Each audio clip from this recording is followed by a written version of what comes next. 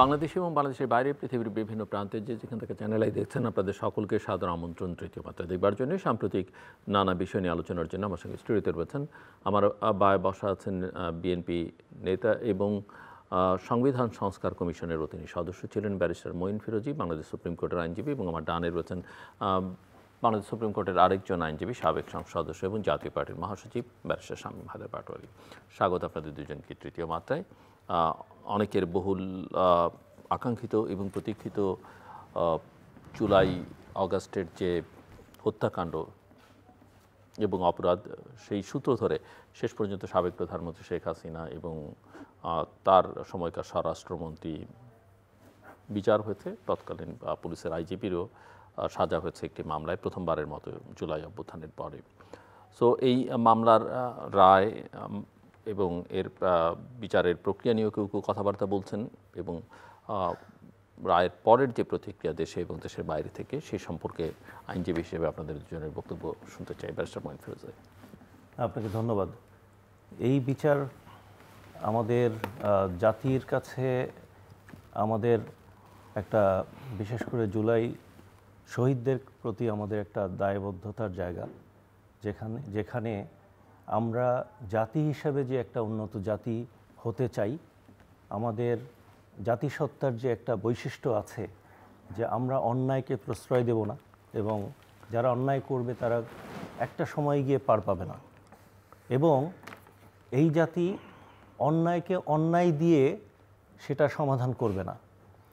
শেখ হাসিনা যখন আমাদের রাষ্ট্রযন্ত্র করায়ত্ত করে দেশকে জিম্মি করেছে, হাজার হাজার মানুষকে গুম খুন করে, এবং এর শেষ পর্যায়ে এসে জুলাই অভ্যুত্থানের পূর্বে হাজার হাজার ছাত্র জনতাকে যেভাবে গুলি করে মেরে তার সেই জায়গাটাকে শক্ত করার চেষ্টা করেছে, বাকশালী কায়দায় যেভাবে রাষ্ট্র ক্ষমতা দখল করে থাকার প্রবণতা নিয়ে এসে তার কাজ করেছে, সেখানে আমরা জনগণ আইনের প্রতি শ্রদ্ধাশীল হয়ে বিচার ব্যবস্থার উপরে তার বিচারের ভার ছেড়ে দিয়েছি।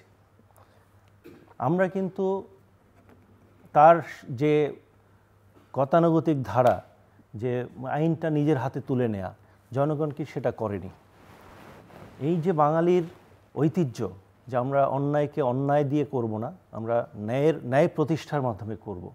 আপনার মনে আছে কি না, জুলাইয়ের আলোচনা যখন অভ্যুত্থানের আগে কোটা আন্দোলন শুরু হলো, প্রত্যেকটা বাচ্চার মুখের স্লোগান ছিল উই ওয়ান্ট জাস্টিস।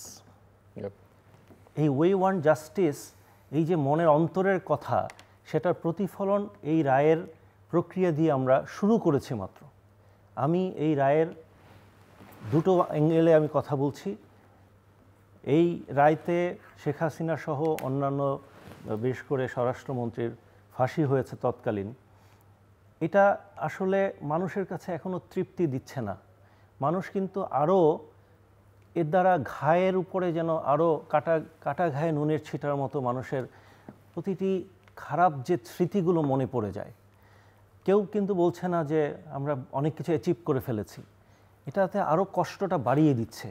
যে একটা রাষ্ট্রযন্ত্রে যার কাছে আমার অভিভাবকত্ব, যে আমার অভিভাবক হিসেবে কাজ করবে, তারা যখন তার জনতার উপরে স্ট্রিম রোলার চালিয়েছে, তার ফাঁসির আদেশ হয়েছে, হ্যাঁ একটা আইনি প্রক্রিয়ার একটা অধ্যায় আমরা শেষ করেছি, কিন্তু মানুষের ভিতরে যে জ্বালা, মনের ভিতরে কষ্ট, যে রক্ষক ভক্ষক হয়ে আমাদের আজকে এই কাঠগড়ায় আমরা দাঁড় করাতে হলো। হাসিনা একটা সিম্বল। হাসিনার ফাঁসি কিন্তু আসলে মুখ্য বিষয় না। যে একটা মানুষকে যখন আপনি দায়িত্বের জায়গায় দেখেন, সে যখন সেই দায়িত্বের জায়গায় থেকে মানুষের উপরে অন্যায়কে চাপিয়ে দেয়, ওই বিষয়টা মানুষের কষ্টের মাত্রা অনেক দূর বাড়িয়ে দেয়। এবার আসি আইনি বিষয়ে, যেহেতু আপনি আইনজীবী হিসাবে আমাকে এর প্রতিক্রিয়া কথা বলেছেন। আমি মনে করি এই বিচার প্রক্রিয়াটা সরকার এবং ইন্টারন্যাশনাল ক্রাইম ট্রাইব্যুনাল যথেষ্ট চেষ্টা করেছে স্বচ্ছ করার জন্যে। এটাকে মিডিয়াতে নিয়মিত প্রচার করা হয়েছে, আসামিদেরকে আত্মপক্ষ সমর্থনের যথেষ্ট সুযোগ দেওয়া হয়েছে, সরকারিভাবে একজন আইনজীবীও তাদেরকে নিয়োগ করে তাদের পক্ষে যুক্তিতর্ক দেখিয়েছে। আইন এমন একটা প্রক্রিয়া যেখানে বিচারের রেজাল্টটা মুখ্য না। আইনের সবচেয়ে গুরুত্বপূর্ণ বিষয় হচ্ছে যে আমাকে দেখতে হবে যে প্রক্রিয়াটা স্বচ্ছ কিনা এবং মানুষের যে অধিকার আছে যে আমি অন্যায় করলেও আইনের যে সাহায্য আমার পাওয়ার সুযোগ থাকা উচিত সেই বিষয়টা স্বচ্ছতা নিয়ে করা হয়েছে কিনা। আমার যথেষ্ট এই ট্রাইব্যুনালের উপরে এতটুকু আমার বিশ্বাস হয়েছে যে তারা চেষ্টা করেছে, ভুল ত্রুটি হয়তো কিছু থাকতে পারে, কিন্তু তারা এটা স্বচ্ছতা আনার চেষ্টা করেছে।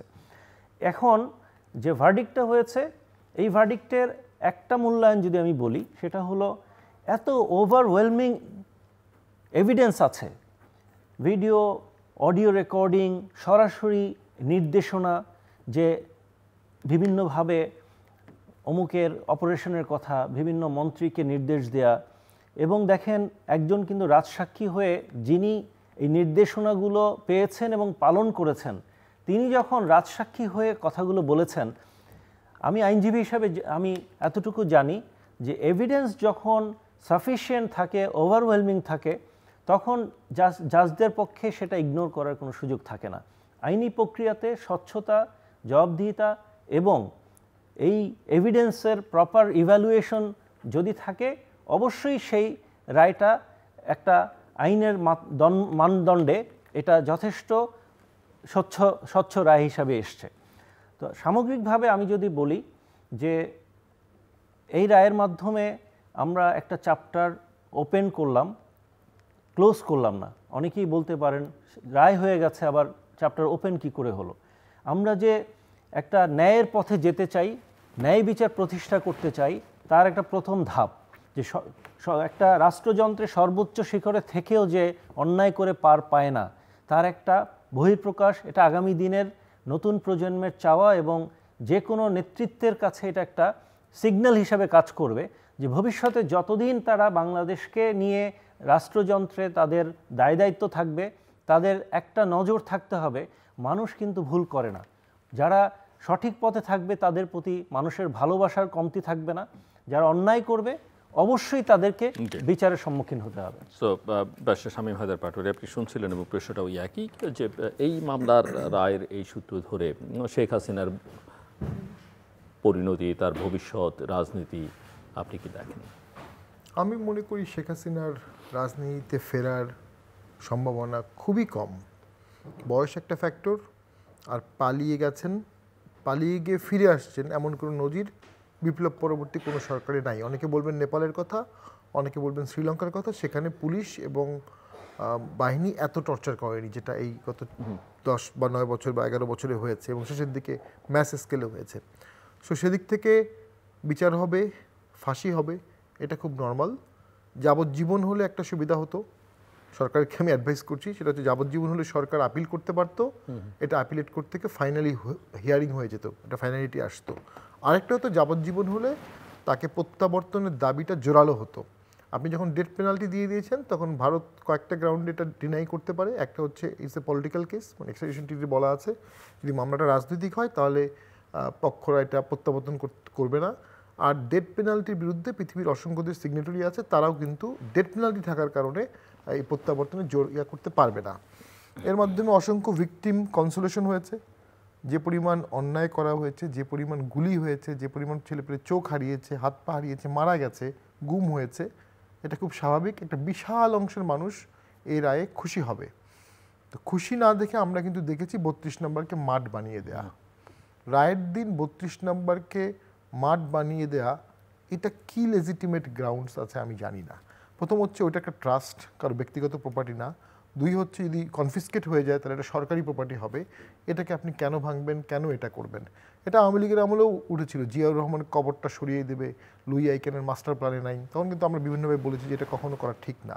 তো ওটা আমার মনে হচ্ছে আবেগের, বেগম জিয়াকে তো মইনুল রোডের বাড়ি থেকে বের করে দেওয়া, খুবই অন্যায় করেছে, মইনুল রোডের বাড়ি থেকে সেই বাড়ি ভেঙেও ফেলা হয়েছে। তবে আমার মনে হয় আমি যতটুকু বিএনপিকে দেখেছি, বিএনপি কখনো 32 নম্বর ভেঙে ফেলা হোক বা গুড়িয়ে ফেলা হোক, মাঠ বানিয়ে ফেলুক, এটা তারা চাবে না। কারণ একটা রাজনৈতিক সম্পর্ক বিএনপির সাথে মুক্তিযুদ্ধের আছে, মুক্তিযুদ্ধের ইতিহাসের আছে, মুক্তিযোদ্ধাদের আছে। কিছু লিগ্যাল পয়েন্ট, মঈন ভাই খুবই ভালো আইনজীবী, আমাদের সিনিয়র, এবং আমরা ওনার কাছে আইন শিখেছি, উনিও হয়তো এই বিষয়ে আমাদেরকে আলোকপাত করতে পারবেন। একটা হচ্ছে আমাদের যুদ্ধাপরাধী ট্রাইব্যুনাল যখন আইনটা পাশ হয়েছিল লাস্ট গভর্নমেন্ট পর্যন্ত, সেখানেও আমি ব্যক্তিগতভাবে মনে করি, এখন আমার রিয়েলাইজেশন, যেটা আগেও মনে করতাম কিন্তু বলতে পারতাম না, শেখ হাসিনার যুদ্ধাপরাধীর বিচারের দরজা ওপেন করাই ঠিক হয়নি। যে দরজাটা অনেক দিন বন্ধ ছিল এবং তার বাবাও 3 বছর ক্ষমতায় ছিলেন, একটা আইন পাশ করা ছাড়া প্রকৃতপক্ষে কোনো ট্রাইব্যুনাল গঠন করেনি, কোনো ট্রায়াল শুরু করেনি। কেন করেনি সেটা তার প্রজ্ঞা ছিল, সেই প্রজ্ঞাটা উনি ধরতে পারেননি। বা আপনি কেন মনে করেন যে এটা বিচারের প্রথম কথা হচ্ছে, যখন বিচারে গেল মুক্তিযোদ্ধাদের একটা অংশ, সেক্টর কমান্ডার, তারা দাবি তুলল এবং অনেকের বিচার হলো, যাদের বিচার হলো তারা বয়োজ্যেষ্ঠ, অনেক আগের ঘটনা। ইন দ্য মিন টাইম তারা ভোট করেছে, শপথ নিয়েছে, মন্ত্রী হয়েছে, বিভিন্ন রাজনীতি করেছে।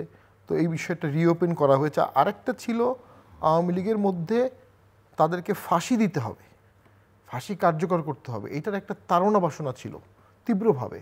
তার একটা এক্সাম্পল হচ্ছে কাদের মোল্লাকে যখন যাবজ্জীবন দেওয়া হলো, তখন আইনে আপিলের বিধান ছিল না।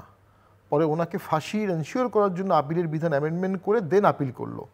নর্মালি এটা আনকনস্টিটিউশনাল, কারণ আপনি ঘটনা ঘটার পরে আইন পরিবর্তন করে ঘটনার বিচার করতে পারবেন না। কিন্তু যেহেতু এটা ওয়ার ক্রাইমস ট্রাইব্যুনাল, সংবিধানে বলেছে মানবাধিকারের ধারার সাথে কন্ট্রাডিক্টরি হলেও এটা প্রায়োরিটি পাবে।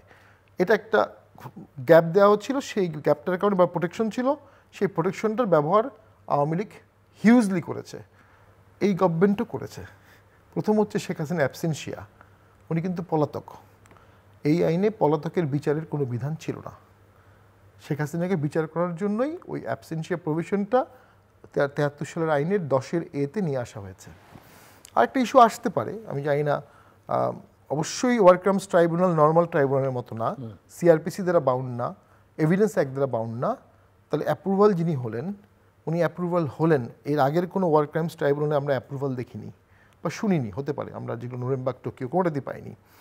আরেকটা হচ্ছে ডিসকোয়ালিফিকেশন একটা ইস্যু আসতে পারে, কারণ ওয়ার ক্রাইমস ট্রাইব্যুনাল, এটা আমি শিওর হয়ে বলতে পারবো না, ওয়ার ক্রাইমস ট্রাইব্যুনালে কিন্তু সুপ্রিম কোর্টের বিচারপতির যোগ্যতা সম্পন্ন বলা আছে, ওয়াজ না, যে সুপ্রিম কোর্টের বিচারপতি হতে পারবেন যিনি, তিনি ওয়ার ক্রাইমস ট্রাইব্যুনাল জাজ হতে পারবেন। কাস্টম ছিল সুপ্রিম কোর্টের কনফার্ম জাজরা ওখানে ট্রান্সফার হতো। এখানে যারা জাজ আছেন দুটো ট্রাইব্যুনালেই, অনেকেই কনফার্ম ছিলেন না, এখন কনফার্ম হয়েছেন, তারা আনকনফার্ম জাজ হয়ে ওখানে গেছেন। সো সেক্ষেত্রে আমরা তাদেরকে সুপ্রিম কোর্টের জাজ বলবো কি না, এটা অবশ্য লিগাল ইস্যু আছে। আরেকটা হচ্ছে এইজ বার আসতে পারে। সুপ্রিম কোর্টের জাজ হতে গেলে আপনি 65-এর পরে আর সুপ্রিম কোর্টের জাজ হতে পারবেন না। এটা আগে 67 ছিল, বিএনপির সময় কমে 65 করেছে। আমি ফেসবুকে দেখলাম, আমি জানি না, যে একজন জাজ মনে হয় 71। তো যদি সেটা হয়ে থাকে, ভবিষ্যতে একটা ইস্যু আসবে যে এই কোর্ট কি কোরাম নন জুডিস ছিল, ডিফেক্টিভ ছিল ফরমেশনে। যদিও আইনের একটা ধারা আছে যে ফরমেশনের ডিফেক্টের কারণে সাবস্টেন্টিভ রায় হবে না। তো কিন্তু এই ইস্যুগুলো রেইজ হতে পারে কোনো একটা সময়, বাট রেইজ কীভাবে করবে, কারণ শেখ হাসিনা তো পলাতক, উনি তো অ্যাবসেন্সিয়া, উনি তো আপিল করতে পারবেন না। আপিল করবে হয়তো বা মামুন সাহেবের বিরুদ্ধে, অ্যাপ্রুভালের বিরুদ্ধে সরকার আপিল করবে মেবি হায়ার পানিশমেন্টের জন্য, বা উনি করবেন। তো এনিওয়ে এখন এটা এক্সিকিউশনে যাওয়ার সুযোগও নেই, কারণ আপিল হবে, কেউ না কেউ তো আপিল করবে, 3 জনের মধ্যে একজন তো আপিল করবে।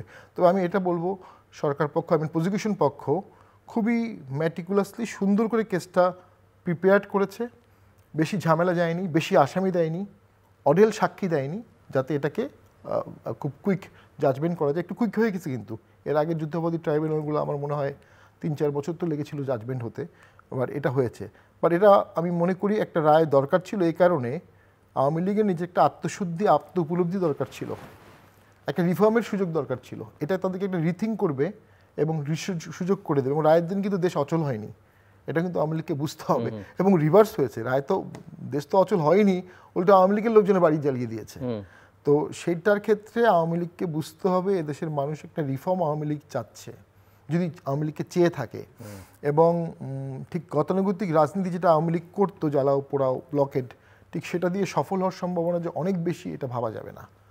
মানুষের রাগটা প্রশমন হতে হবে, আর যারা প্রচণ্ড রাগান্বিত আছে তাদেরকেও বুঝতে হবে ফাঁসির রায় হতে পারে, বিচার হতে পারে, বিচার হবেই, তারপরও একটা দল, একটা দেশ, একটা রাষ্ট্র, একটা সার্বভৌমত্ব, একটা ম্যাপ, একটা পতাকা, এগুলোর ভ্যালু অনেক বেশি। এগুলোকে রক্ষা করতে গেলে ইনক্লুশন লাগবে, অন্তর্ভুক্তি লাগবে, সহাবস্থান লাগবে অ্যাট সাম পয়েন্ট। আদারওয়াইজ একটা সময় রাষ্ট্র ব্যবস্থা ভেঙে পড়বে। কাল রায়ের দিন যে ভাষায় পুলিশের সাথে কথা বলা হয়েছে, যে ভাষায় আর্মির সাথে কথা বলা হয়েছে, এবং সম্পূর্ণ অযাচিতভাবে পুলিশ এবং আর্মি কোনো অন্যায় কাজ করেনি, তারা একটা ইলিগাল কাজকে ঠেকানোর চেষ্টা করেছে এবং শক্তির সর্বনিম্ন প্রয়োগ করে ধাপে ধাপে শক্তি বাড়িয়েছে প্রোটোকল অনুযায়ী। সেই আর্মিকে যেভাবে গালি দেওয়া হলো, এটা তো সোভারেন্টি থাকবে না এক সময়। জি, আমার প্রশ্নের চাইতে ওনার কথার প্রেক্ষিতে উনি আপনার জন্য কিছু আলোচনার জি সুযোগ রেখেছেন। কিছু মানুষ থাকে তাদের আবেগকে কন্ট্রোল করে না, এটাকে কোনোভাবেই আমরা সাপোর্ট করব না। যারা আর্মি পুলিশকে অন্যায়ভাবে তাদেরকে বিভিন্ন কথা বলেছে, এটা কোনোভাবেই সাপোর্ট করা যায় না, কারণ অতি আবেগটা কখনোই ভালো রেজাল্ট আনে না। বাট আমার তো মনে হয় না যে সামগ্রিক দেশের চিত্র, এটা বিচ্ছিন্ন একটা ঘটনা হিসেবে আমি দেখা উচিত। সারা দেশে যদি একই রকম ফেনোমেনা থাকতো তাহলে হয়তো আমরা এটাকে ওইভাবে অ্যাড্রেস করতাম। কয়েকটা আইনি পয়েন্ট এসছে, আমি একটু সিম্পল ওয়েতে জিনিসগুলো আমি আমার অবস্থান বলছি। অ্যাবসেন্সিয়াল ট্রায়াল এটা আমাদের খুব আনকমন না, ইন্টারন্যাশনালিও এটা যতগুলো ক্রাইম ট্রাইব্যুনাল হয়েছে নুরেমবার্গ থেকে শুরু করে ইভেন আফ্রিকাতেও বেশ কয়েকটা, রিসেন্টলি আরও কয়েকটা ট্রায়াল হয়েছে, বসনিয়ার ট্রায়াল হয়েছে।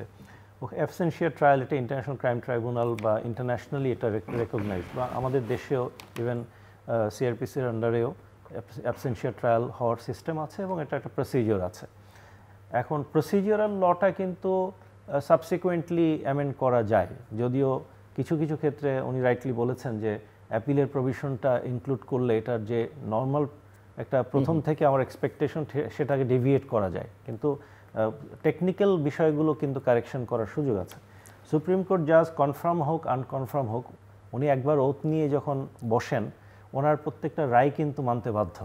উনি যেই মুহূর্তে একজন অ্যাডহক জাজ হিসেবে অ্যাপয়েন্টেড হন, সেই মুহূর্তে থেকেই সুপ্রিম কোর্টের যে বিভাগে উনি অ্যাপয়েন্টেড, হাইকোর্ট বিভাগে অ্যাপয়েন্টেড হলে ওনার কনফার্ম হোক বা না হোক, তিনি ওই শপথের পর থেকেই কিন্তু একজন বিচারক হিসেবে ওনাকে ট্রিট করা হয়। সুতরাং নিয়োগটা যদি নিয়ম বহির্ভূত হয়, যেমনটা বয়সের প্রশ্ন তুললেন, আমি এটা জানি না কারো 71 আছে কিনা, আমি জানি না, হয়তো সার্টিফিকেটে অন্যরকম থাকতে পারে। পাবলিক আমাদের একটা সময় ছিল যে বয়সের আমাদের বার্থডে দুটো হয় ইউজুয়ালি, এটা একটা কমন প্র্যাকটিস বাংলাদেশে অনেক ক্ষেত্রেই, বিশেষ করে এই সরকারি চাকরি পাওয়ার একটা টেন্ডেন্সি একসময় ছিল, এই জন্যে রিয়েল বয়সটা অংশ হাইড করতো। আমি জানি না 71 হলে তাকে তো জাজ হিসাবে অ্যাপয়েন্ট করা এটার কোনো সুযোগই নেই। যদি এরকম কিছু হয়ে থাকে এটা definitely it's a big issue, এটা নিয়ে অবশ্যই আমিও কনসার্ন যদি এরকম কিছু রিয়েলি হয়ে থাকে। এর বাইরে উনি যেটা বলেছেন যে ডেফিনেটলি প্রসিকিউশনকে অবশ্যই এটা অ্যাপ্রিসিয়েট করতে হয়, ম্যাটিকুলাসলি করেছেন পুরো প্রক্রিয়াটা। এখন রায়ের বিষয়টা যেটা আমি যেটা ফিল করি, ইন্টারন্যাশনালি হয়তো আপনি বলতে পারেন যে ডেথ পেনাল্টি অনেক দেশে নেই এবং অনেক দেশ এটা কিন্তু অ্যামনেস্টি ইন্টারন্যাশনাল থেকে শুরু করে অনেকে এটা কন্ডেমও করেছে। এটা একটা মানে ক্যাচ 2020, এটা নিয়ে শত বছরের ডিবেট। ডেথ পেনাল্টি পক্ষে বিপক্ষে সারা পৃথিবীতে এই ডিবেট এখনো থেমে নেই। আমার কাছে যেটা মনে হয়, এই বিচারটা কি আপনি শুধু কেউ একজনকে হত্যা করলো তার বিচার করলাম ফাঁসি দিলাম, ওই আঙ্গিকে এটা দেখব না আমি। এটাকে শুধু যাবজ্জীবন দেব না ফাঁসি দেব সেটা না, এটাকে সিম্বলিক ভ্যালু আছে। শেখ হাসিনার বিচার হচ্ছে, এটা কিন্তু শুধু আইন না, এটা শুধু বিচার না, এটা প্রথমত একটা অ্যাঙ্গেল হচ্ছে যে সাধারণ মানুষের যে তার ক্ষোভের বহিঃপ্রকাশ, যে একটা লোক এত বছর ধরে আমাদেরকে সাপ্রেস করে এক ধরনের ত্রাসের রাজত্ব কায়েম করে রাষ্ট্রযন্ত্রকে ব্যবহার করে, আমি যদি ব্যক্তিগতভাবে ত্রাস করি সেটা এক মাত্রায় এটাকে আসে, যখন রাষ্ট্রযন্ত্র সব ক্ষমতা আপনার হাতে, রাষ্ট্রের সমস্ত উইংগুলো আপনার হাতে, সেটাকে ব্যবহার করে যখন আপনি সন্ত্রাস কায়েম করবেন, সেটার মাত্রা যে কত ভয়াবহ এটা আমরা হারে হারে টের পেয়েছি। বিশেষ করে এখন হয়তো আমরা খুব ওপেনলি ডিসকাস করছি, ওপেনলি কথা বলছি, আমার বন্ধু স্বীকার করবেন, আওয়ামী লীগের সময় আমরা অনেক সময় চুপে চুপে কানে কানে কথা বলতে ভয় পেতাম যে কোন দিক দিয়ে কোন তথ্য চলে যায় এবং কাকে উঠিয়ে নিয়ে চলে যায়। এটা কিন্তু অ্যাক্রস দ্য কান্ট্রি একই অবস্থাটা ছিল, এটা ভয়াল রাজত্ব এবং একটা আতঙ্কের রাজত্ব তৈরি হয়েছিল। এই কারণে মানুষের কাছে হাসিনাকে বিচার করা যায়, এই জিনিসটি একটা বড় পাওয়া, নাম্বার ওয়ান। নাম্বার টু হচ্ছে যে আমি যেটা একটু আগে বললাম যে এটা ভবিষ্যতের জন্য এটা বড় ধরনের একটা সিগন্যাল, বড় ধরনের একটা নেতৃত্বে যারা আসবে, রাষ্ট্র ক্ষমতায় যারা আসবে, তাদের জন্য কিন্তু আলটিমেটলি এই রায়টা একটা ইতিহাস হয়ে থাকলো যে আপনি অন্যায় করেছেন, পুরো এন্টায়ার কান্ট্রির সমস্ত সিস্টেম, সব ব্যুরোক্রেসি, পুলিশ, আর্মি থেকে শুরু করে আপনার প্রাইভেট বাহিনী, ছাত্রলীগ, যুবলীগ থেকে শুরু করে সমস্ত গুন্ডা বাহিনী, সবাইকে কালেকটিভলি নিয়ে দেশে যে অন্যায়ের রাজত্ব করেছেন, হাজার হাজার মানুষ। আমি অ্যাকচুয়ালি জুলাই যোদ্ধাদেরকে আমি অনেক উপরে স্থান দেই, কিন্তু আমি একটা গ্রুপ যাদের ব্যাপারে আমরা কম আলোচনা করি, হয়তো কিছু ভিডিও আমাদের আছে, যারা এখনও হারিয়ে গেছে, যাদেরকে এখনও হদিস নেই, যে লাশগুলো খুঁজে পাওয়া যায়নি। এই যে একটা বিশাল জনগোষ্ঠী যার মা বাবা এখনও আশায় আছে, হয়তো আমার ছেলে এক সময় ঘরে এসে আমাকে মা বলে ডাক দেবে, এই যে শত শত মার, সন্তানহারা মায়ের হদিস নেই, এই গ্রুপটার যে আর্তনাদ, এই জিনিসটার একটা সাংঘাতিক একটা ভ্যালিউ এই রায়ে এসছে। তার যাবজ্জীবনও আমার কাছে বিষয় না, তাকে ফাঁসি কাস্টে ঝুলানোটা আমার কাছে ম্যাটার করে না। কয়বার ফাঁসি দেন আপনার? এখানে অন্তত 2-3 হাজার তো শহীদ হয়েছে, তাদের প্রত্যেকটাই তো হত্যা মামলা। তো 2-3 হাজার বার ফাঁসি দিলে তো শেষ হবে না। কিন্তু সিম্বলিকলি মানুষের কাছে এটা আসলো যে এরকম একটা, আমি খুব খারাপ একটা শব্দ ব্যবহার করি, যে ডাইনির মতো সয়ার হয়েছিল এখানে আমাদের জনগোষ্ঠীর উপরে, এরকম একটা মানুষকে আমরা বিচার করেছি। এবং ভবিষ্যতে এরকম অন্যায় কেউ করলে 10 বার তাকে চিন্তা করতে হবে, এই একটা মেসেজ কিন্তু সোসাইটিতে তৈরি হয়েছে। শুরুতে আমি একটা কথা বলেছিলাম যে আমরা খুব সাধারণ মানুষরা কিন্তু আমরা খুবই সহজ সরল, আমাদের ভিতরটা কিন্তু খুব পরিষ্কার। আমরা হয়তো অনেক সময় জোরে কথা বলি, আমরা ঝগড়া করি, কিন্তু আমাদের মনটা খুবই পরিষ্কার। আপনি গ্রামের মানুষের কাছে দেখবেন, গ্রামের মানুষের সরলতা আসলেই হয়তো তাদের চলাফেরা অনেক সময় মনে হয় যে তারা অ্যাগ্রেসিভ, বাট ভিতরটা সহজ সরল। এই সহজ সরল মানুষের কাছে এই মেসেজটা চলে গেছে যে আমাদেরও এক শক্তি আছে, আমাদেরও পাওয়ার আছে। আমাদেরকে বুটের লাথি দিয়ে সাপ্রেস করে যে 17 বছর যেভাবে দাবিয়ে রেখেছিল, চাপিয়ে রেখেছিল, এখান থেকে আমরা সহজ সরল মানুষও আমরা এই রেজিলিয়েন্স জাতি হিসাবে আমরা নিজেদেরকে প্রকাশ করতে পেরেছি এবং সেইখান থেকে আমরা আবার দাঁড়িয়েছি। ব্যারিস্টার শামীম হায়দার পাটোয়ারী, এবং এই মামলার সূত্র ধরে যেহেতু নির্বাচনের একটা ঘোষণা আছে ফেব্রুয়ারি মাসে এবং অনেকেই নির্বাচনী তৎপরতা শুরু করে দিয়েছেন, আপনি কি দেখেন এর কোনো সম্পর্ক এটা নির্বাচনের উপরে কোনো প্রভাব ফেলছে, কিংবা নির্বাচন ফেব্রুয়ারিতে হচ্ছে কি হচ্ছে না, হলে কেমন নির্বাচন হচ্ছে? নানা রকমের প্রশ্ন মানুষের মধ্যে। অনেকে আছে যে বলছেন যে সরকারের দিক থেকে যে পৃথিবীর কোনো শক্তি নেই নির্বাচন পেছাতে পারে, আবার যে কোনো পরিস্থিতিতে কোনো কোনো রাজনৈতিক দল নির্বাচনমুখী, সামনে যাই আসুক না কেন, সেটা তাদের বিপক্ষে যাক বা পক্ষে যাক, কোনো কিছুই তারা গ্রাহ্য করছেন না। তো আপনি বা আপনার অবস্থান থেকে কি? কাদম্বরীকে মরিয়ে প্রমাণ করতে হবে কাদম্বরী মরে নাই।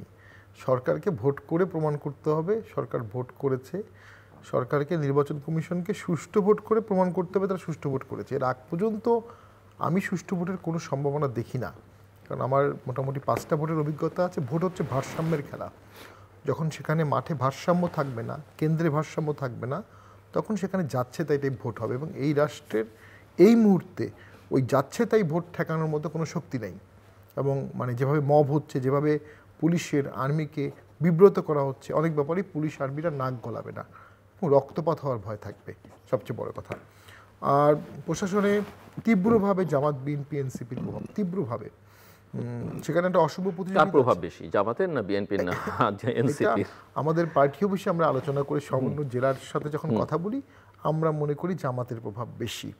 আমরা মনে করি এনসিপির যে প্রভাব আছে সেটাও জামাতেরই প্রভাব। আমার রাজনৈতিক ক্ষুদ্র অ্যানালাইসিসে মনে হয় এনসিপি, এবি পার্টি, জামাত বা অনেক ক্ষেত্রে গণ অধিকার পরিষদের একই সূত্রে কথা, কিছুটা ভ্যারিয়েশন আছে, বাট মেইন ভোট ব্যাংকটা একটাই।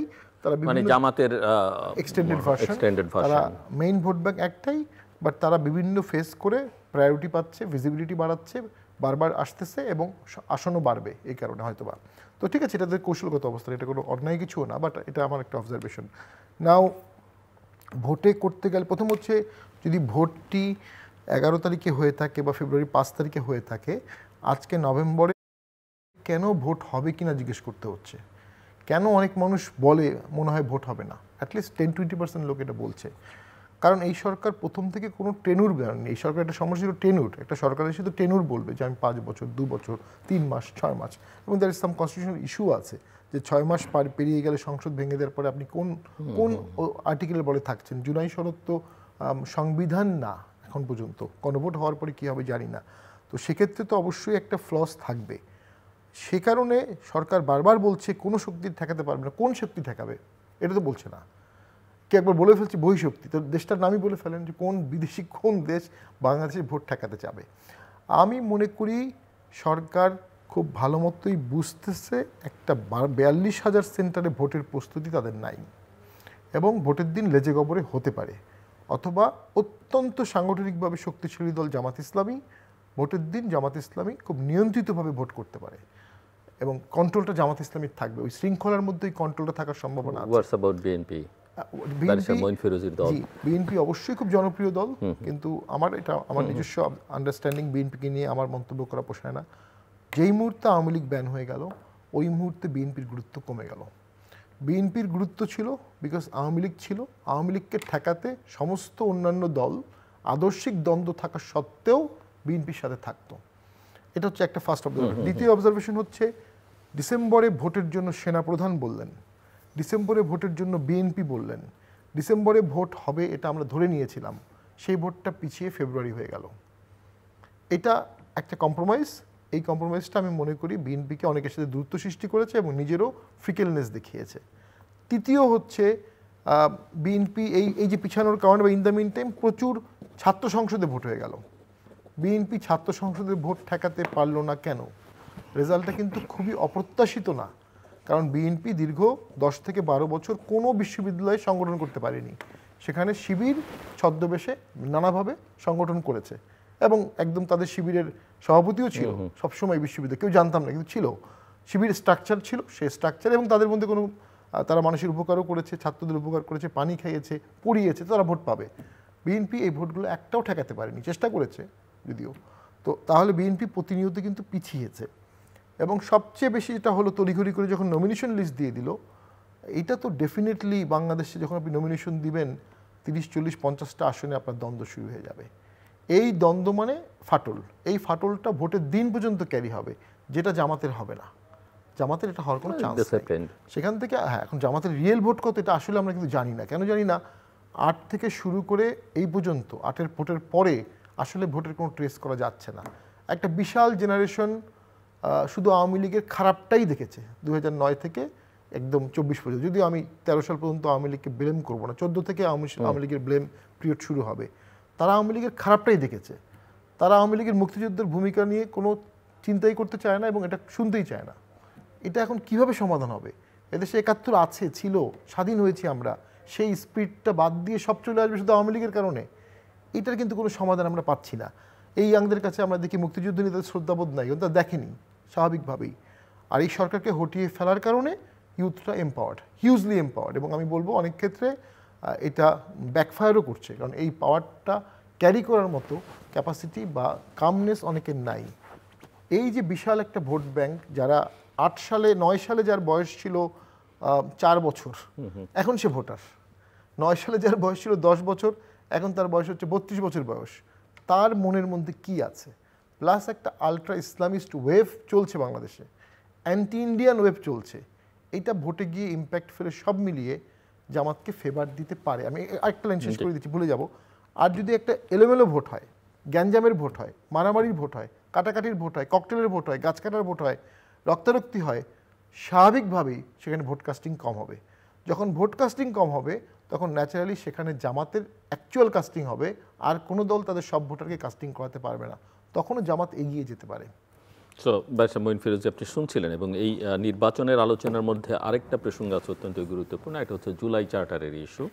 এবং এই জুলাই চার্টার নিয়ে আপনার দলের প্রতিক্রিয়া আমরা দেখেছি যে এটা শেষ পর্যন্ত যেভাবে সাবমিট করা হয়েছে, স্বাক্ষর এক রকম হয়েছে, রিপোর্ট আরেক রকমের গেছে, এখন আবার এটাকে নিয়ে এক ধরনের একটা আদেশ জারি করা হয়েছে, গণভোট আপনারা যেভাবে চেয়েছেন সেভাবে বলা হচ্ছে। কিন্তু আমরা জামাত, বিএনপি এনসিপি কেউই আবার খুব যে একটা খুশি সেটাও মনে হচ্ছে না। তো এটাও আসলে নির্বাচনের সঙ্গে সম্পর্কিত যে শেষ পর্যন্ত এই ইস্যু কীভাবে নির্বাচনকে ওনারা আসলে কিসে খুশি হবেন? আমাকে প্রথম প্রশ্ন হচ্ছে জামাত, এনসিপি, ওনারা বোধহয় মানে কোনো কিছুতেই খুশি হবেন এ ধরনের মানসিকতা নিয়ে কোনো আলোচনায় আসেননি বা কোনো প্রক্রিয়াতেই আসেননি। যেমন আপনি নিজেও তো এই প্রক্রিয়ার মধ্যে একটা সময় পর্যন্ত ছিলেন। নির্বাচনের বিষয়ে অল্প কটা কথা বলে আপনার এই প্রসঙ্গে আসি। ডেফিনেটলি একটা আশঙ্কা আছে, এটা আমার দলেরও আশঙ্কা আছে। উনি যেটা বলেছেন এটা উড়িয়ে দেওয়ার মতো না। কারণ প্রথমত এই সরকার নির্বাচনটা যে প্রক্রিয়াতে আগাচ্ছেন, একটা প্রস্তুতি যখন ইলেকশন কমিশনের থাকে তার একটা ভিজিবিলিটি থাকে। আপনি যখন দেখবেন আপনার টোটাল রাষ্ট্রযন্ত্র সিস্টেমটা একটা সিনক্রোনাইজড ওয়েতে কাজ করে নির্বাচনের সময়। বিশেষ করে যখন দেখবেন ক্যাটেগরি গভর্নমেন্ট যখন ছিল অতীতে, তখন কিন্তু এন্টায়ার ব্যুরোক্রেসি অনেকটাই নিজেদেরকে নির্বাচনমুখী হিসেবে থাকায় তারা কিন্তু অনেকটা নিউট্রাল একটা সেন্সে এসছিল দুটো ক্যাটেগরি গভর্নমেন্টের সময়। এবং বরাবরই আমরা ইলেকশনের একটা দামামা থাকে, মানুষের মধ্যে একটা মানে সেই আকর্ষণ থাকে যে আমরা ইলেকশনের প্রস্তুতিতে যাচ্ছি। এই সরকারের কার্যক্রম দেখে মনে হচ্ছে যে ইলেকশনটা একটা অনেক শতটা এজেন্ডার একটা এজেন্ডা। হ্যাঁ, ইলেকশন যে প্রায়োরিটি, বিশেষ করে আপনি দেখবেন ইলেকশন গভর্নমেন্টের, যদি আমি নভেম্বর ধরি, এখন ইলেকশন গভর্নমেন্টের টেনিউর শুরু হয়ে গেছে। নভেম্বর, ডিসেম্বর, জানুয়ারি, ফেব্রুয়ারিতে ইলেকশনই হচ্ছে। তাহলে সেই ক্ষেত্রে 3 মাসের টেনিউর কনস্টিটিউশনের কনটেক্সটও যদি বলি, তারা কিন্তু এখন ইলেকশন গভর্নমেন্ট, এখন কিন্তু তারা রেগুলার গভর্নমেন্ট না। কিন্তু তারা এখনও চিটাগং পোর্টকে বিদেশের হাতে দিচ্ছে, এখনো কিন্তু অনেক ধরনের অ্যাক্টিভিটিস করছে। আবার ইলেকশন করবে এমন ক্যান্ডিডেট সরকারে আছে, কিন্তু সরকারে আছে, এটাই একটা মানে অবাস্তব একটা বিষয়। সেই জন্য ওনাদের, কিন্তু এইসব জায়গায় আপনার দলকে তো খুব একটা সোচ্চার সরব দেখা যাচ্ছে। আমাদের দল যথেষ্ট এটা নিয়ে কনসার্ন এবং কথা বলছেন। কিন্তু আমি যে প্রসঙ্গটা একটু শেষ করি, সেটা হলো যে শঙ্কার জায়গাটা কোথায়? শঙ্কার জায়গাটা হচ্ছে যে যদি সরকারের টোটাল সিস্টেমটাকে একটা টিউন না করা যায়, বিশেষ করে আইনশৃঙ্খলা রক্ষা বাহিনী থেকে শুরু করে যারা মাঠ পর্যায়ের প্রশাসনিক কর্মকর্তা, এদের মধ্যে একটা যদি ইলেকশন কেন্দ্রিক তাদের পদচারণা শুরু না হয়, তাহলে ইলেকশন একটা মানে সেই সুষ্ঠু নির্বাচনের যে আকাঙ্ক্ষা জনগণে 5ই আগস্টের পর থেকে কিন্তু আমাদের প্রধান আকাঙ্ক্ষাই ছিল যে আমরা 3 টার্ম ভোট দিতে পারিনি। উনি যাদের কথা বললেন তারা জীবনেও এখন একবারও ফার্স্ট টাইম ভোটার। তো এই তরুণ প্রজন্মকে কিন্তু আমি ইলেকশনে যদি একটা ভালো সূচনা না দিতে পারি, এটা আমাদের জন্য খুবই দুঃখজনক হবে। তবে একটা জায়গায় একটু ডিফার করব, সেটা হলো যে বিএনপির মধ্যে, হ্যাঁ, আমরা মনোনয়নের বিষয়ে আমাদের মধ্যে অনেক ধরনের নিজেদের ডিসকাশন আছে। এলাকায় এক একটা কনস্টিটিউয়েন্সিতে 4, 5, 7, 8 জনও আছেন প্রত্যাশী। কিন্তু দেখেন এই 337 জনের ডিক্লারেশন হয়ে গেছে বিএনপিতে, 237-এ। সেই ক্ষেত্রে কিন্তু দেখেন ওই আসনগুলোতে মোটামুটি একটা স্টেবিলিটি চলে এসছে। অনেক ক্যান্ডিডেটকে হয়তো এখনও আলোচনার মাঝখানে আছে, কিন্তু ওখানে কিন্তু একজনকে কেন্দ্র করেই বাকিরা আস্তে আস্তে মুভ করছে। এটাই একটা গণতান্ত্রিক দলের, এটাই একটা সৌন্দর্য যে আমরা অনেক কথা আলোচনায় থাকবে, যখন সিদ্ধান্ত হয়ে যাবে সেই সিদ্ধান্তের সাথে মার্চ করব। সুতরাং নির্বাচনে বিএনপিরও ব্যাপক অভিজ্ঞতা, নির্বাচনমুখী দল। এটা জনগণের সাথে এই ছাত্র সংসদ ইলেকশনকে দিয়ে এটা বিচার করা ঠিক হবে না। কারণ ছাত্র সংসদ ইলেকশনগুলোতে উনি যে পয়েন্টগুলো বললেন এটা বাস্তব পয়েন্ট, কিন্তু সাধারণ নির্বাচনে কিন্তু জনগণের একটা ব্যাপক মানে ডাইরেক্ট ইনডাইরেক্ট অংশগ্রহণ অটোমেটিকলি থাকে। সুতরাং সেখানে যদি সিস্টেমটা প্রপারলি রান করে, জনগণই সেই নির্বাচনটাকে সুষ্ঠুভাবে পরিচালনা করে। জামাত যতই সাংগঠনিকভাবে ঐক্যবদ্ধ হোক না কেন, যখন ম্যাস পপুলেশনের চাহিদার এগেনস্টে গিয়ে আপনি একটা শক্তি কাজ করে না, সেটা 5ই আগস্ট আমরা দেখেছি। তাদের সাংগঠনিক শক্তি থাকতে পারবে, জনবলের শক্তি কিন্তু তাদের ওরকম আমি এখনও বিশ্বাস করি না। তো সেই জায়গা থেকে নির্বাচনে আমি মনে করি একটু কষ্ট হবে, মানে এই নির্বাচনটা এই সরকারের তোলা, বিকজ তাদের ইন্টেনশনের বিষয়টা নিয়ে প্রশ্ন আছে। এবার চলে আসি আপনার জুলাই সনদ নিয়ে যে প্রসঙ্গ আসলেন। জুলাই সনদের আগে, বিশেষ করে আমি যেহেতু সংবিধান সংস্কার কমিশনে কাজ করেছি, আমাদের এক্সপেকটেশনটা কী ছিল? আমাদের এক্সপেকটেশনটা ছিল যে আমরা সংবিধান এবং আইনের মাধ্যমে যে নিষ্পেষণটা হয়, যে রাষ্ট্রযন্ত্রটা যেভাবে একটা অন্যায়ভাবে পরিচালনা করার জন্য আইনই তাকে গাইড করে, হেল্প করে। যেমন শেখ হাসিনাকে কিন্তু এম্পাওয়ার তার দল করেনি, সংবিধান করেছে। কারণ সংবিধানের সমস্ত প্রভিশনসগুলো ওয়ান ম্যান ওরিয়েন্টেড ছিল, যে কোনো সিদ্ধান্তেই কিন্তু prime minister all in all. এই জায়গা থেকে যেটা হয়, পুরো আমাদের 3টি অর্গান রাষ্ট্রে যেটা থাকে, বিচার বিভাগ, তারপরে আইন বিভাগ এবং নির্বাহী বিভাগ, এর মধ্যে কোনো সমন্বয় ছিল না। আমাদের মুখ্য উদ্দেশ্যই ছিল যে ভবিষ্যতে গণতন্ত্রকে যদি সুসংগঠিত করতে হয়, সাংবিধানিক প্রভিশনসগুলোর মধ্যে সমন্বয়টা আসতে হবে এবং এখানে একক ব্যক্তির সেই সর্বময় ক্ষমতা, ডিক্টেটোরিয়াল পাওয়ার যাতে আইনে না থাকে, এটা একটা মুদ্রা কথা আমাদের ছিল। সেই কনটেক্সটে যদি জুলাই সনদের আপনি ডিসকাশনের জায়গাটা দেখেন, সব দল এক জায়গায় বসে আলোচনা করেছে, একটা সুন্দর প্রক্রিয়ার মাধ্যমে 9টা মাস পার করেছে, কিন্তু তীরে এসে তরি ডোবার মতো অবস্থা হয়েছে। ঐক্যমত্য কমিশন চমৎকার অ্যারেঞ্জমেন্ট করেছে, সবাইকে এক টেবিলে বসিয়েছে, এক টেবিলে বসে খাইয়েছে, যেটা আমাদের রাজনীতিক সংস্কৃতিতে নতুনত্ব। যখন আমাদের এতগুলো রাজনৈতিক দল এক টেবিলে বসে 9 মাস আলোচনা করবে, এটা অকল্পনীয় ছিল, যেখানে একদিন আলোচনা করাটাই একটা মিডিয়ার বড় নিউজ ছিল একসময়। সেই প্রেক্ষাপটে আমাদের ঐক্যমত্য কমিশন যে রেকমেন্ডেশনসটা দিল, সেখানে ওনারা কমপ্লিটলি সবার যে ইচ্ছার প্রতিফলনের বাইরে গিয়ে ওনারা কিছু রেকমেন্ডেশন দিয়ে দিল। বিশেষ করে দেখেন, ঐক্যমত্য কমিশনের প্রথম অধিবেশনে আমাদের প্রধান উপদেষ্টা যেটা বলেছিলেন যে আমরা এক ধরনের ফ্যাসিলিটেটর, আপনারা ডিসকাস করবেন, আপনারা ঐক্যমতে আসবেন, দ্বিমত করবেন, আমরা জাতির সামনে সেটা তুলে ধরবো, আপনারা যেটা মিল হবে আমরা সেটাই বাস্তবায়ন করব। লাস্টে গিয়ে কী করলো, অমিলের জায়গা তো কিছু থাকবে। আপনি ঐক্যমত যদি 100% হয়, তাহলে তো সব দলের রাজনীতি এক ধারায় চলে আসতো। প্রত্যেকটা রাজনৈতিক দলের নিজস্ব কিছু আদর্শিক জায়গা আছে, সেখানে আমি একটাভাবে চিন্তা করবো, আরেক রাজনীতি আরেকটাভাবে চিন্তা করবে। এটাই তো গণতন্ত্রের সৌন্দর্য। এই কারণে তো নির্বাচন হয়, যে একটা দল তার ম্যানিফেস্টো নিয়ে পাবলিকের কাছে যায়, আবার আরেকটা দল নেক্সট 5 ইয়ার্সে গিয়ে আবার তাকে ডিফিট করে। তো এই প্রক্রিয়ার মধ্যে ঐক্যমত্য কমিশন যেটা করলো, যে লাস্টে গিয়ে ওনারা এমন সব রেকমেন্ডেশন দিয়ে দিল, যে রেকমেন্ডেশনগুলোতে বিশেষ করে যে নোট অফ ডিসেন্টের নামে যে পয়েন্টসগুলো ছিল, সেগুলো কিন্তু এই ঐক্যমত্য ডকুমেন্ট, যেটা জুলাই সনদের একটা অংশ, জুলাই সনদের 2টো অংশ ছিল। একটা হচ্ছে যেগুলো আমরা একমত হয়েছি, আর যেগুলো ভিন্নমত ছিল। ভিন্নমত আর ঐক্যমতের সমন্বয়ই কিন্তু জুলাই সনদ। সুতরাং ভিন্নমতগুলো কি যেন ওনারা বাদ দিয়ে রেকমেন্ডেশনসগুলো দিলেন, বিশেষ গণভোটে ভিন্নমতের কোনো জায়গায় রাখলেন না। তার অর্থ হচ্ছে জুলাই সনদকে আপনি কাটছাট করে আংশিকভাবে উপস্থাপন করছেন। একটা জিনিস যখন এগ্রিড, সবাই মিলে স্বাক্ষর করা ডকুমেন্ট আপনি আংশিকভাবে জনগণের কাছে তুলে ধরবেন, তাহলে জনগণ তো ওইটা আপনাকে রং একটা ইনফরমেশনের উপর ভিত্তি করে গণভোট করবে। গণভোটে আপনার ঐক্যমতের পয়েন্টের সাথে সাথে দ্বিমতের পয়েন্টগুলো অ্যাড্রেস করেন, সেখানে হা ভোট আছে, না ভোট আছে। কেউ যদি মনে করে ঐক্যমতের পয়েন্টের সাথে একমতে, সে না ভোট দিতে পারে। আরেকটা খুব ইম্পর্টেন্ট জায়গা ছিল, সবাই মিলে যেটা করেছে, সেটা হলো আপনি প্রত্যেকটা 48টা পয়েন্টের সাথে একটা লাইন লেখা ছিল, যেসব দল এই পয়েন্টে ঐক্যমত্য হবে না, তারা যদি তাদের ম্যানিফেস্টোতে, বিশেষ করে একটা স্পেসিফিক লাইন আছে, তারা যদি তার ইস্তেহার, যেটা ম্যানিফেস্টো বলে ইংরেজিতে, ইস্তেহারে যদি এটা জনগণের কাছে তুলে ধরে এবং সেখানে জনগণ সেই ইস্তেহারকে বিশ্বাস করে যদি তাদেরকে রাষ্ট্র পরিচালনার দায়িত্ব দেয়, তাহলে ওই ক্লজটা ভিন্নমতটা প্রাধান্য পাবে। এই যে একটা সুন্দর একটা ডকুমেন্টের কনক্লুশন, এটাকে ওনারা না মেনে শুধুমাত্র ওনার এক পেশে কথাগুলো এনে দিলেন, যার কারণে আজকে একটা সংকটের জায়গায় জাতি পড়ে গেছে।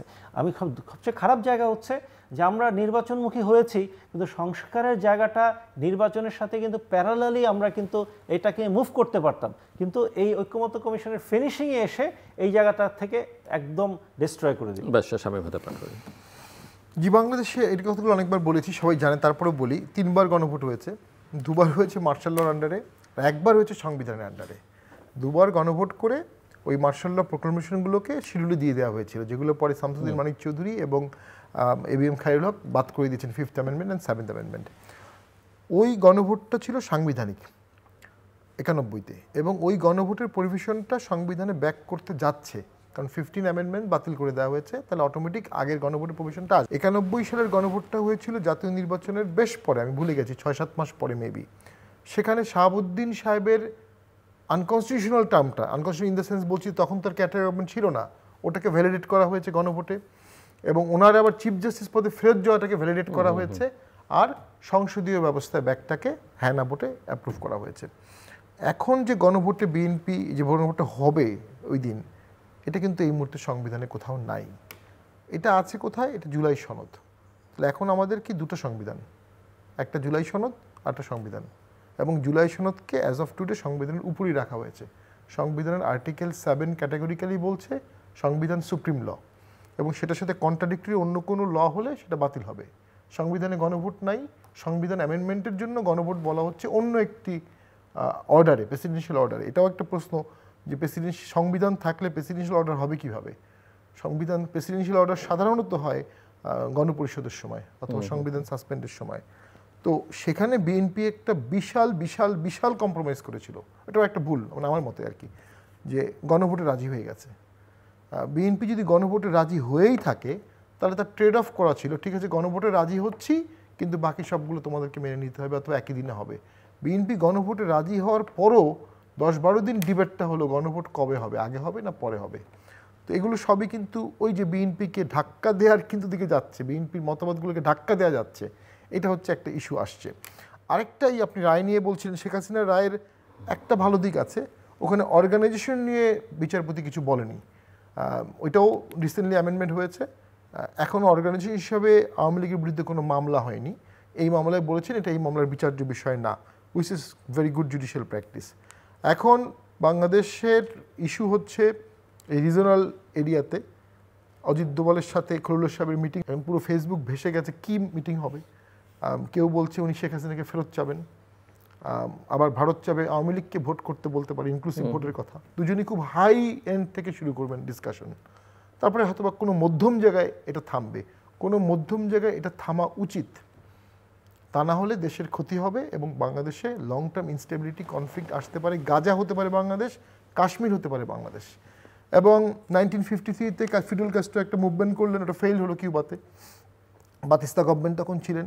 59-এ উনি সফল হলেন, চে গুয়েভারা সহ উনি পোর্টে ল্যান্ড করলেন, দুইজন বিচ্ছিন্ন হয়ে গেলেন। 6 মাস যুদ্ধ করতে করতে ফিডেল ক্যাস্ট্রো এবং চে গুয়েভারা এক হলেন এক জায়গায়। ওটা একটা ঐতিহাসিক ঘটনা যে দিনটা।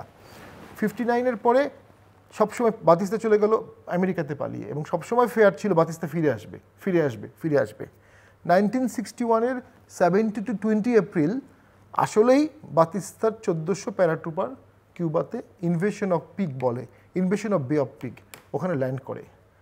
এবং আমেরিকার ধারণা ছিল Biden fiddle Castro government popularity হারিয়েছে, বাতিস্তা আসতে জানলে জনগণ বাতিস্তার সাথে যাবে, জনগণ বাতিস্তার সাথে যায়নি এবং ওইটা ফেইল্ড হয়, কমপ্লিটলি ফেইল্ড হয়।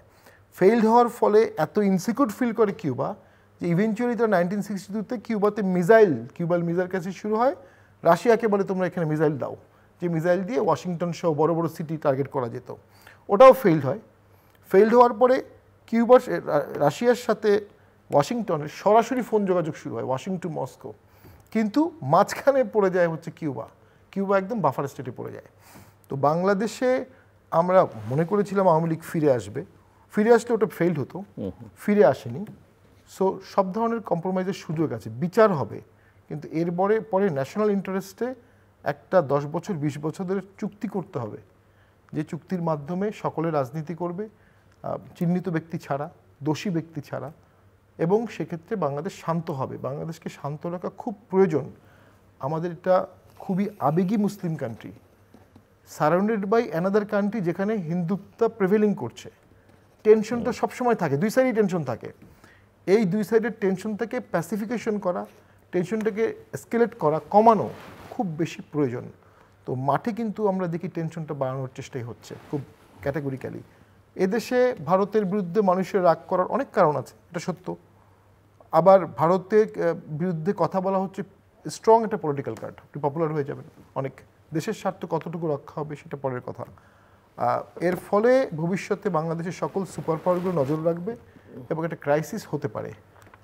তো সেই ক্রাইসিসটা থেকে ডক্টর ইউনূস স্যার কীভাবে দেশকে উদ্ধার করবেন, কীভাবে স্ট্যাবিলিটি আনবেন, নেক্সট গভর্নমেন্টকেও এগুলো ফেস করতে হবে। তো সেটা তো সকলে মিলে, ওখানেই তো ঐক্যমত দরকার ছিল। সব মিলিয়ে যে ঐক্যমত কমিশন হয়েছে সেখানে রিপোর্টগুলো আমরা দেখেছি। এর মধ্যে আমাদের ব্যারিস্টার মঈন ভাই তার কনস্টিটিউশন রিপোর্টগুলো দিয়েছিলেন। প্রায় 90% জিনিসই অ্যাকসেপ্টেবল, কেউ না বলবে না। দ্বিকক্ষ বিশিষ্ট সভা আমরা বলেছি, ফেডারেল গভর্নমেন্ট আমরা বলেছি, আনুপাতিক ভোট আমরা বলেছি, উপজেলা কোর্ট আমরা বলেছি, ফেডারেল কোর্ট হবে, সার্কিট কোর্ট হবে, এটা আমরা বলেছি। কিন্তু ওখানে আমাদেরকে ডাকা হলো না। ওই যে একটা ট্যাগিং দিয়ে দেওয়া হলো স্বৈরাচারের দোসর।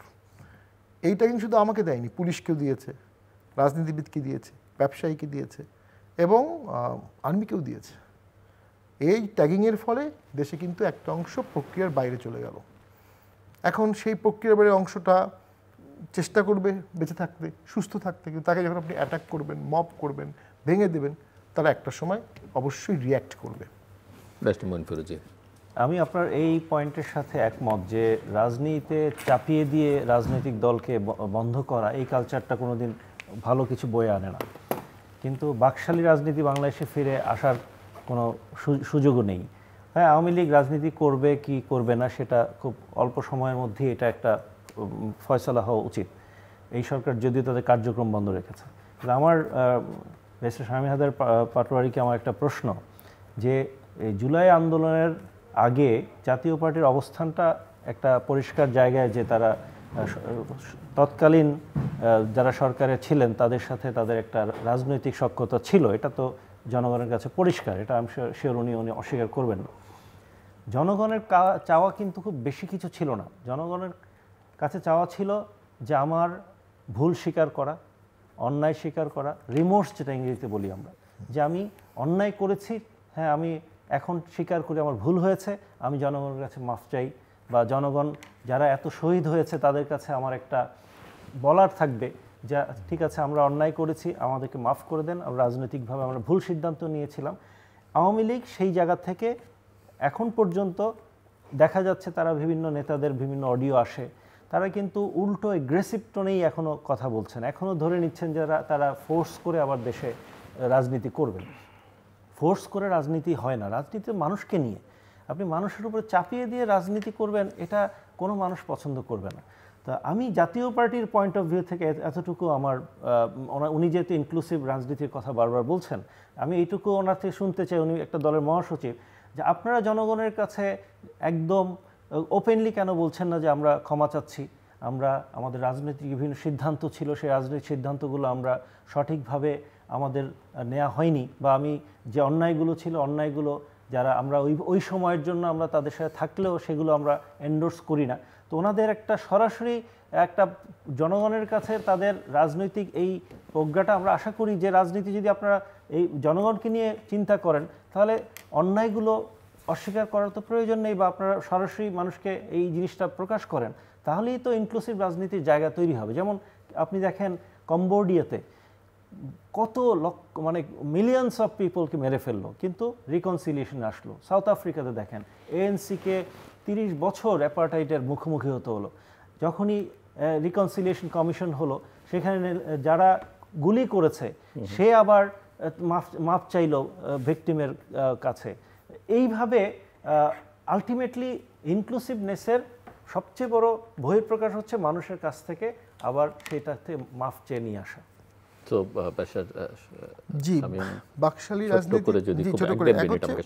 রাজনীতি তো আওয়ামী লীগের আমলেই শেষ হয়ে গেছে। জিয়াউর রহমান যখন রিভাইভ করলেন, জিয়াউর রহমান কিন্তু বাকশালের সদস্য ছিলেন, উনি নিয়েছিলেন। আর 540 জন সাংবাদিক সেই সময় বাকশালের নিতেন। বাকশাল নামে একটা দল ছিল, রাজ্জাক সাহেবের দল, সেটা পরে 91-এর ভোটে হারার পরে 96-তে আওয়ামী লীগে মার্জ হয়ে যায়।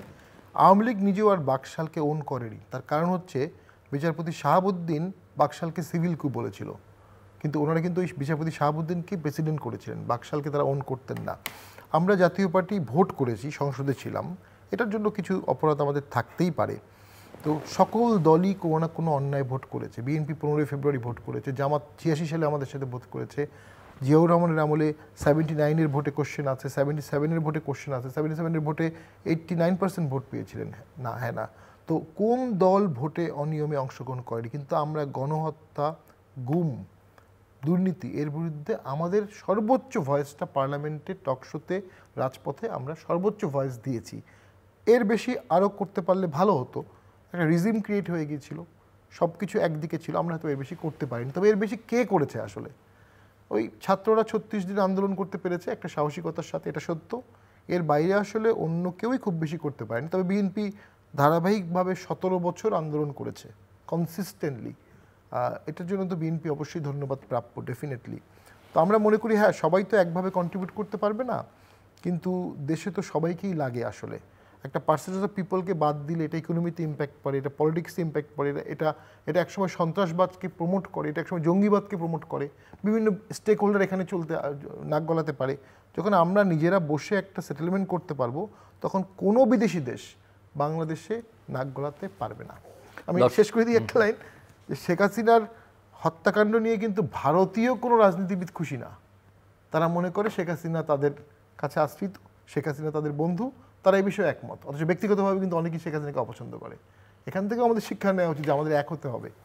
দর্শক অনুষ্ঠান শেষ প্রান্তে আমরা সামাজিক যোগাযোগ মাধ্যম ফেসবুক, এক্স এবং ইউটিউবে তৃতীয় মাত্রা লাইভ স্ট্রিম হচ্ছে, আপনারা দেখতে পারেন। টেলিভিশনের পর্দায় দেখতে না পারলে যে কোনো সময় যে কোনো স্থান থেকে ইউটিউবে তৃতীয় মাত্রা চ্যানেলটি সাবস্ক্রাইব করে এই পর্ব বা পুরনো পর্বগুলো আপনারা দেখতে পারেন। ব্যারিস্টার শামীম হায়দার পাটোয়ারি এবং ব্যারিস্টার মঈন ফিরোজ, অসংখ্য ধন্যবাদ এই আলোচনা অংশ নেবার জন্য। দর্শক, আমার দুই অতিথি নানা বিষয় নিয়ে কথা বলেছেন। সব কথার মূল কথা যে বাংলাদেশ এখনও এক অনিশ্চয়তার মধ্যে আছে, এবং সবচেয়ে বড় সংখ্যা যেটা, যে বাংলাদেশ আরও অস্থির হয়ে উঠতে পারে আগামী দিনগুলোতে। বাংলাদেশকে শান্ত রাখাটা খুবই জরুরি, এবং এই রাখার দায়িত্বটা যারা ক্ষমতায় আছেন তাদের, যেমন বিদ্যমানরা যে রাজনৈতিক শক্তিগুলো আছে তাদেরও। আমরা শান্তি চাই, এবং অবশ্যই দেশের অগ্রযাত্রা সুনিশ্চিত হোক, উন্নয়ন অব্যাহত থাকুক, সেটি আমরা চাই। এবং উন্নয়ন বলতে শুধুমাত্র অর্থনৈতিক উন্নয়ন না, রাজনৈতিক উন্নয়নটা আমাদের জরুরি। আমাদের সঙ্গে থাকবার জন্য অসংখ্য ধন্যবাদ। আপনাদের সবার জন্য শুভকামনা।